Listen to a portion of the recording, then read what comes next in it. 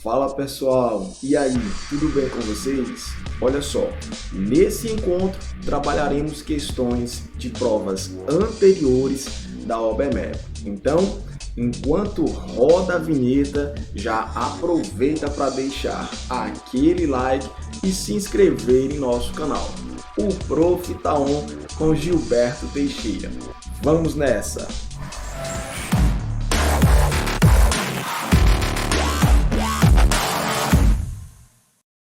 O nosso primeiro probleminha, nível 3, OBMEP 2016, diz o seguinte: na figura, as áreas dos quadrados P e R são iguais a 24 e 168 centímetros quadrados, respectivamente. Pergunta: qual é a área do quadrado Q? E aí nós temos as alternativas. Pessoal, vamos apresentar uma solução para esse problema. Chega junto, bora lá, acompanhe.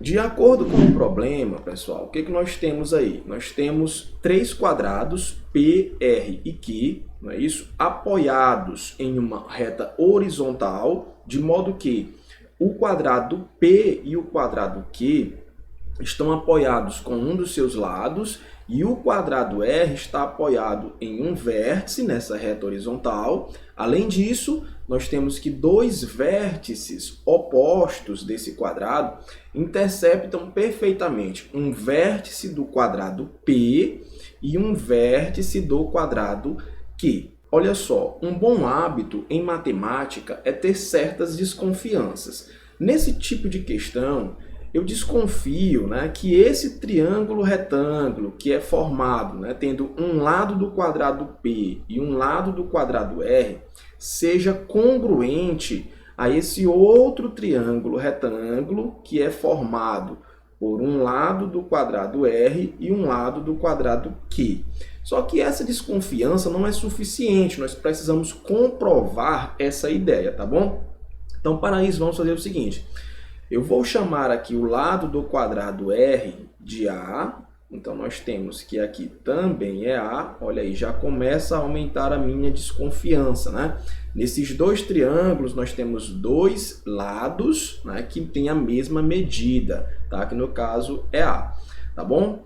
Agora, vamos trabalhar com os ângulos desse triângulo. Eu vou fazer o seguinte, ó. Vamos chamar esse ângulo aqui de azul, tá bom? Esse ângulo aqui eu vou chamar ele de azul. Deixa eu tentar pintar aqui, prontinho, deu certo. E esse outro ângulo agudo aqui, ó, vou chamar ele aqui de vermelho, tá bom? Isso trabalhando aqui no primeiro triângulo retângulo que nós temos aí. Observe inicialmente que, devido ao fato desse triângulo ser retângulo, esses ângulos agudos que estão aí destacados em azul e em vermelho são complementares. Não é verdade? A soma desses dois ângulos dá 90 graus, tudo bem? Lembrando, professor, de onde você tirou esse 90, Lembrando que em todo triângulo a soma dos ângulos internos mede 180 graus, No triângulo retângulo em específico, como um ângulo já tem medida igual a 90 graus, eu posso afirmar então que esses outros dois agudos que sobraram deve ter soma 90, tudo bem? Deu para entender essa ideia?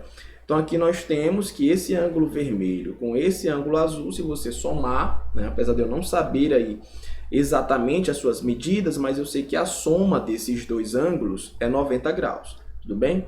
Agora vale lembrar que, devido ao fato de R ser um quadrado, nós sabemos disso, mas é interessante lembrar que esse ângulo aqui, pessoal, ó, é um ângulo reto, É um ângulo que tem medida igual a 90 graus. Agora, observe que nós estamos diante aqui, ó, de um ângulo raso, Está apoiado sobre uma reta, então esse ângulo aqui é um ângulo de meia volta. A soma desses ângulos que nós temos aqui deve totalizar 180, Como nós temos aqui um azul, nós temos aqui um 90, então esse terceiro ângulo que está faltando aqui deve ser o complementar desse azul, certo? Ou seja, professor, entendi. Então esse ângulo aqui, ele só pode, não tem outra saída, ele só pode ser o ângulo que nós chamamos ali, que nós denominamos de vermelho. Não há outra saída. Professor, não entendi esse passo. Então, olha só. Vamos fazer o seguinte, vamos fazer apenas uma rápida suposição numérica para que fique mais clara essa ideia. Vamos fazer o seguinte, olha, vamos supor que o ângulo azul tem medida 30 graus, tá? E o vermelho, obrigatoriamente, vai ter que ter medida 60, perfeito? Por quê? Porque ao somar os ângulos internos de um triângulo, essa soma tem que dar 180, né? Como nós já temos 90 aqui, então esses dois, ó, tem que totalizar 90, perfeito? Então, bora lá agora para a ideia do ângulo raso. Observa que aqui eu tenho 30, né? Aqui, devido ao fato de ser um quadrado, mede 90 graus, certo? Então, eu tenho 90 mais 30, 120. Para fechar os 180, devido a ser um ângulo raso, obrigatoriamente esse cara aqui tem que ser 60 graus, tudo bem? Professor, de onde você tirou esse 30 e esse 60? Isso aqui foi apenas uma suposição numérica, tá? Repito, para ficar mais clara essa sua compreensão, mas nós não sabemos disso. A ideia, independentemente do número, né, independentemente da medida desse ângulo, é que o azul com o vermelho sempre vão ser ângulos complementares, né? Vão dar 90 graus. Tudo bem, pessoal? Ficou mais claro agora? Então, bora lá. Utilizando a mesma ideia, vamos agora lá para o outro triângulo retângulo. Olha, nós temos que esse ângulo é 90 graus, né, devido ao fato desse triângulo ser retângulo, certo? Esse daqui nós concluímos que é vermelho, então me obriga a afirmar que esse ângulo agudo aqui, ó, tem que ser o azul, né? Porque esses dois ângulos agudos são complementares, perfeito? De modo que essas informações já são suficientes para garantir que esses dois triângulos são congruentes. Qual é o caso de congruência, professor? Aí o caso de congruência é esse aqui, ó, ângulo, lado, ângulo, tá bom? Esses dois triângulos são congruentes devido a esse caso aqui. Nós temos um lado, né, e adjacente a esse lado nós temos dois ângulos, respectivamente, congruentes nesses dois triângulos, perfeito? Professor, e o que é que eu ganho com isso? Bora lá, vamos agora para as conclusões, tá? Vamos chamar, por exemplo, esse lado aqui do triângulo, ó, o lado oposto ao ângulo em vermelho, eu vou chamar de B, certinho? Significa que lá no outro triângulo, o lado oposto ao ângulo em vermelho também mede B, já que esses dois triângulos são congruentes. O lado oposto ao azul, né, ao ângulo azul, eu vou chamar de C, perfeito? Então, lá no outro triângulo, o lado oposto ao ângulo azul também tem medida C, beleza? Então, olha só, triângulo, retângulo, qual é a primeira coisinha que tem que vir à sua mente? Hein? Triângulo, retângulo, qual é a primeira coisa que tem que vir na mente? É isso mesmo, é o teorema de Pitágoras. Deixa eu só dar uma corrigidazinha aqui. Então, bora lá. Ó. O que você vai aplicar aqui nesses triângulos? Você vai aplicar o famosinho, né, teorema de Pitágoras. Por exemplo, independentemente de qual triângulo, tá, pessoal? Já que eles são triângulos congruentes, né, o mesmo triângulo. Então, o que nós temos aí no teorema de Pitágoras? B ao quadrado mais C ao quadrado. Observem que B e C são os catetos, tá, pessoal? Tem que ser igual ao quadrado da hipotenusa, né? Então, hipotenusa está sendo o A, ok? Então, desse triângulo retângulo ou do outro, tanto faz, já que são congruentes, aplicando Pitágoras, nós concluímos essa relação, perfeito? Agora, olha só, observe, né, que essa informação C ao quadrado e essa informação A ao quadrado já foram fornecidas no enunciado do problema. Porque quem seria esse C ao quadrado? Olha só, o C não é o lado do quadrado P.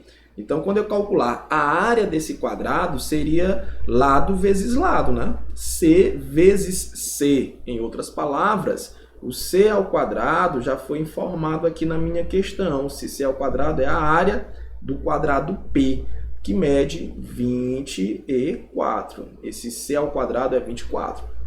E quem é que está sendo esse A ao quadrado? Aí raciocínio análogo aqui, ó. Bora lá, ó. O A não é o lado do quadrado R. Nós denotamos que o lado do quadrado R é A. Então, como é que eu calcularia a área desse quadrado? Seria lado vezes lado, né? A vezes A. Acontece que A vezes A vai dar A ao quadrado. E esse A ao quadrado, a questão informa que mede, então, 168. Agora é só substituir para que nós possamos encontrar o B ao quadrado. Observe que o B ao quadrado está sendo quem, pessoal? O B não é o lado do quadrado Q? Então, esse B ao quadrado, na verdade, é a área que nós estamos procurando, né? A informação que nós estamos procurando, que é a área do quadrado Q. Então, a questão basicamente está resolvida, né? Então, como vai ficar aqui? Nós temos B ao quadrado mais...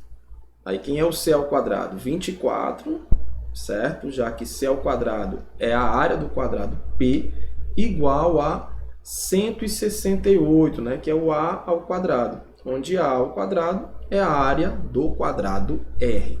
Esse 24 vai passar para lá subtraindo, né? Então, nós temos B ao quadrado é igual a 168 menos 24. 168 menos 24. Essa subtração vai dar 144, né? B ao quadrado é igual a 144. Bom, aqui a gente já pode parar, né? Porque eu estou interessado é na área. E a área não vai ser B vezes B, ou seja, B ao quadrado. Então, a resposta do problema, né, é exatamente essa informação aqui.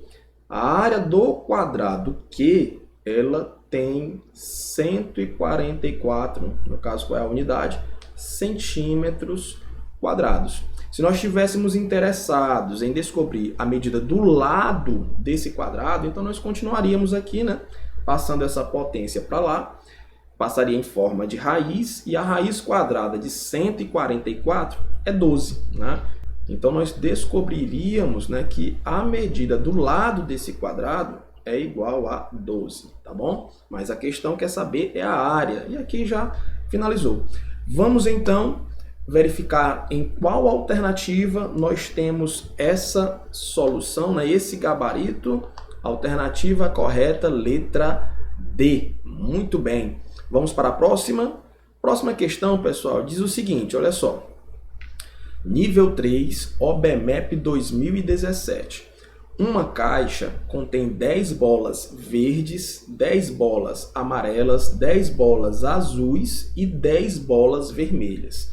Joãozinho quer retirar uma certa quantidade de bolas dessa caixa, sem olhar, né? Para ter a certeza de que, entre elas, haja um grupo de 7 bolas com 3 cores diferentes, sendo 3 bolas de uma cor, 2 bolas de uma segunda cor e 2 bolas de uma terceira cor. Tá? Então, nós vamos retirar aí dessa caixa uma certa quantidade de bolas, de modo que eu possa formar um grupo com 7 bolas. Tá, mas não é um grupo qualquer, né, de acordo com o enunciado. Nesse grupo, eu quero que tenha 3 bolas de uma cor, 2 bolas de uma segunda cor e mais 2 bolas com uma terceira cor, né, diferente.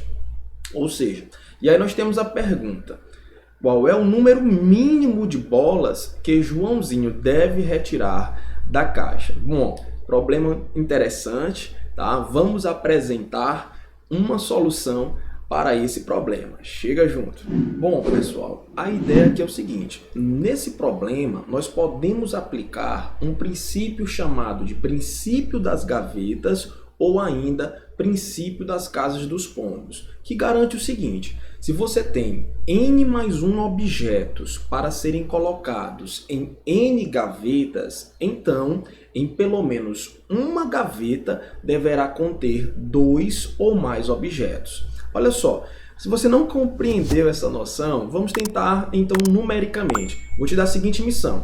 Você tem 11 objetos, tá? Vamos supor aqui que você tem 11 objetos, e eu te peço para você guardar esses objetos em 10 gavetas. Então, vai lá, eu não vou olhar, tá aqui os 11 objetos, guarde lá nas suas 10 gavetas. Bom, terminou, guardou? Então, o que eu posso afirmar sem ao menos ter olhado como você colocou esses objetos? Em quais gavetas você guardou esses objetos? Eu posso afirmar com toda certeza que em pelo menos uma gaveta tem 2 ou mais objetos. Ah, professor, isso é lógico, isso é simples, né? É intuitivo. E à primeira vista, esse princípio ele parece de pouca aplicabilidade. Mas a ideia, pessoal, é que o princípio das gavetas, né, ou ainda o princípio das casas dos pombos, quando aplicado como método de prova, é uma ferramenta extremamente poderosa na resolução de problemas, que é o que nós vamos ver, por exemplo, nessa questão aqui. Então, olha só, o que nós temos? Eu tenho 10 bolas verdes, 10 amarelas, 10 azuis e 10 vermelhas. O João quer retirar sem olhar uma certa quantidade de bolas, de modo que depois que ele realizar essa retirada, ele consiga montar um grupo com 7 bolas, tá? Mas não é um grupo qualquer. Bora lá, deixa eu tentar explicar essa ideia desse grupo, né? O que deve acontecer com esse grupo de 7 bolas? Aí ele quer que tenha 3 bolas de uma cor, né? Outras 2 bolas com uma segunda cor e outras 2 bolas com uma terceira cor. Então, dessas 7 bolas, 3 bolas devem ter uma cor, 2 bolas devem ter uma segunda cor. Deixa eu tentar melhorar esse 2. E as outras 2 bolas, né, desse grupo de 7 bolas, devem ter uma terceira cor, tá? Bom, professor, tá tranquilo, né?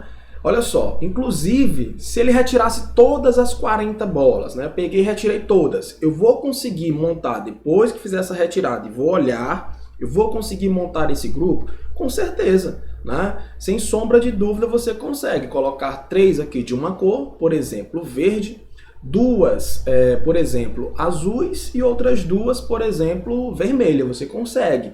Mas a questão quer saber a quantidade mínima de bolas que ele precisa retirar dessa caixa, só que sem olhar, tá, pessoal? Qual é a quantidade mínima que eu consigo retirar, de modo que depois de feita essa retirada, eu consiga montar esse grupo, né, nessa configuração, tá bom? Ah, professor, é 7, né? O mínimo é 7. Se eu tirar as 7 bolas, eu já consigo montar esse grupo. Não, isso não é verdade. Porque nós temos que pensar aqui sempre no pior cenário possível. O que pode acontecer se você tirar 7? Pode dar essa sorte grande de configurar esse grupo? Pode, mas você garante isso? Você garante que ao tirar 7, você vai conseguir montar esse grupo perfeitamente nessas configurações, digamos assim? E a resposta é não. Por que não? Porque eu posso tirar as 7 bolas e, pelo meu azar, né, todas as 7 bolas têm a mesma cor. Se todas as 7 bolas, por exemplo, forem amarelas, eu não vou conseguir formar o grupo que o João deseja, certo? Ah, professor, estou começando a entender. Então, bora lá. Se eu tirar 10 bolas, vamos lá, vou tirar 10 bolas. Ao retirar 10 bolas dessa urna, sem olhar, você consegue garantir que, independentemente dessas bolas, a gente vai conseguir montar essa configuração, esse grupo? E a resposta é não, né? Por que não? Porque eu posso retirar 10 bolas e essas 10 bolas todas serem da mesma cor, né? Retirei 10 bolas. Então, o que pode acontecer no cenário ruim, né? O pior cenário é das 10 bolas serem verdes ou das 10 serem amarelas ou azuis ou vermelhas. Certo? Então, nesse pior cenário, tirando 10 bolas, eu não consigo garantir que eu consigo formar esse grupo.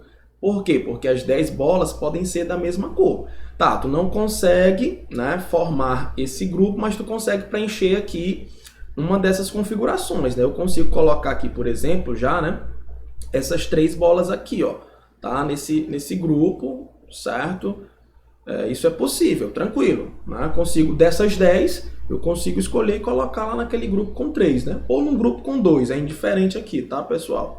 Certo. Agora, olha só. E se eu tirasse mais uma bola? Então, ao invés de 10, eu tirasse 11 bolas. O que eu consigo garantir no pior cenário possível? Aí já entra um pouco da ideia do princípio das gavetas, tá, pessoal? Olha, se você retirar mais uma bola, com certeza, sem sombra de dúvidas, pelo menos 2 bolas terão cores diferentes aí, né? Nesse conjunto, eu vou ter 2 bolas com cores diferentes.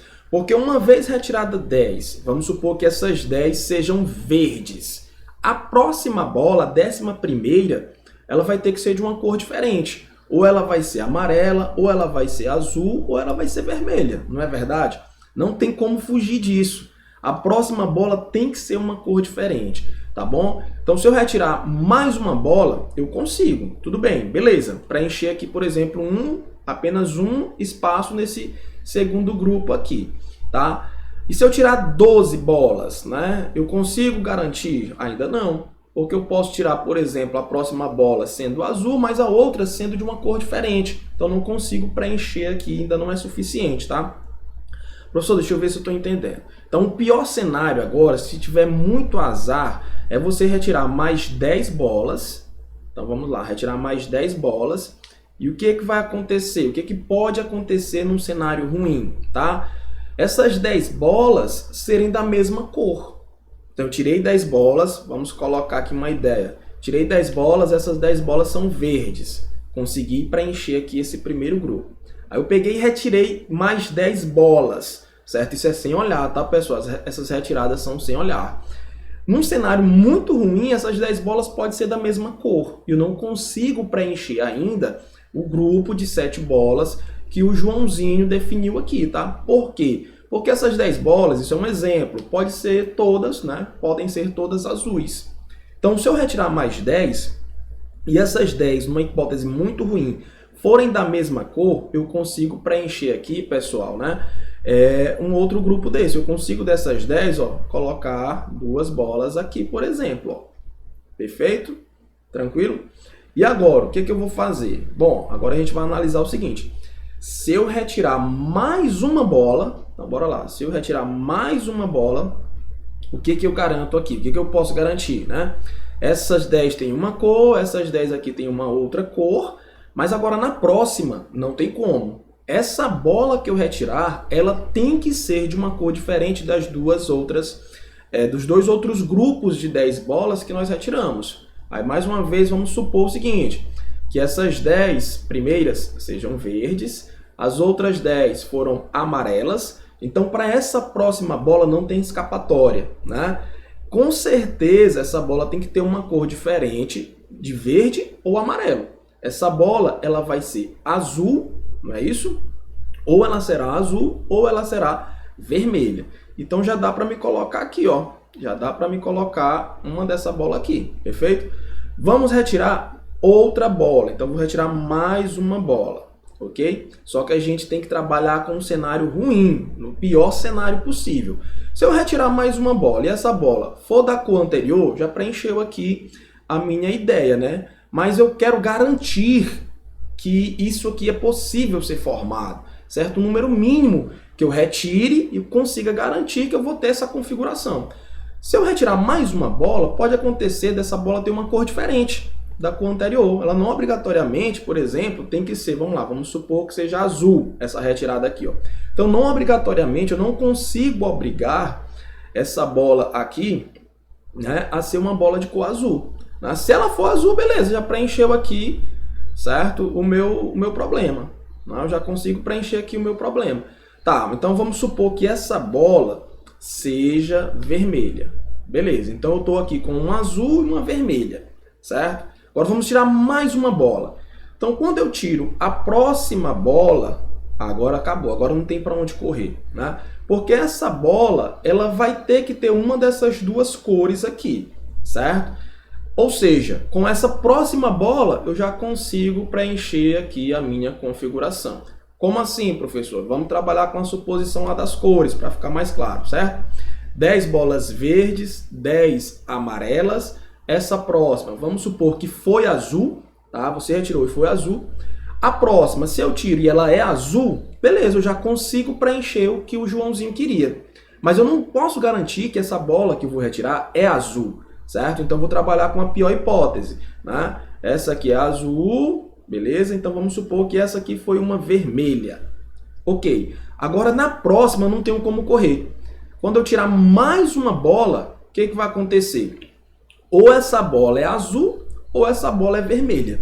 Não tem para onde correr, né? Essa próxima bola Ou ela vai ser azul ou ela vai ser vermelha. Se ela for azul, eu já consigo fechar aqui a configuração do João, né? Se ela for vermelha também, eu pego essas duas vermelhas e coloco lá, perfeito? Então, realizando a soma, o que nós temos aí, ó? São necessárias retirar, então, 23 bolas, ok? Então, se o João pegar, sem olhar e retirar 23 bolas da caixa, independentemente do que tenha lá nas mãos dele, ele vai conseguir formar essa configuração. Por quê? Porque na pior das hipóteses, ele vai ter 10 bolas de uma cor. Bora lá trabalhar aqui uma outra situação, então. Vou começar a colocar as cores aqui, ó, para ver se fica mais claro. Bora lá, deixa eu apagar aqui. Então, no pior cenário, o que nós temos? Bora lá. Aqui é indiferente, tá, pessoal? Vamos supor que as 10 primeiras que ele tirou foi vermelha. Nossa, que cara azarento, né? Tirou 10 bolas todas da mesma cor. Ok, então ele vai conseguir colocar aqui 3 bolas nesse grupo, perfeito?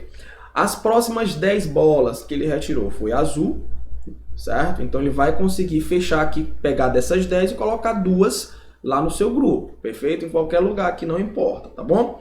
Acontece que a próxima bola, eu não tenho uma opção para ela não pode ser vermelha, ou melhor, as minhas opções restringem a cor vermelha e a cor azul. Essa próxima bola, ela só tem 2 opções. Ou ela vai ser verde, né? Essa próxima bola, ou ela é verde, certo? Ou ela é amarela. Tá aí, ó, beleza? Então essa próxima bola eu só tenho essas 2 opções para ela. Se ela for verde, vou lá e coloco um lá, já consigo preencher. Se ela for amarela também, já consigo colocar lá, certo? A próxima bola, né? O que pode acontecer de ruim aqui? Se essa bola foi verde, a pior das hipóteses é sair uma amarela. Aí eu não consigo configurar ainda, eu vou precisar retirar mais uma bola. E essa próxima bola, com certeza, ou vai ser verde, ou vai ser amarela. Então eu consigo preencher a última, né, a última configuração, tudo bem? Então vamos lá, vamos ver em qual alternativa nós temos esse gabarito, 23 bolas. Alternativa correta, letra E, beleza? Bom, pessoal, resolveu de uma maneira diferente, você pode deixar aí registrado em nosso campo de comentários desse vídeo. Então é isso, pessoal, espero que esse vídeo tenha sido útil para você. Não se esqueça de clicar no gostei, no inscreva-se e no sininho para ativar as notificações e não perder nenhum vídeo novo aqui do nosso canal. O Prof. Tá On com Gilberto Teixeira. Um grande abraço, bons estudos e até a próxima. Tchau, tchau, pessoal.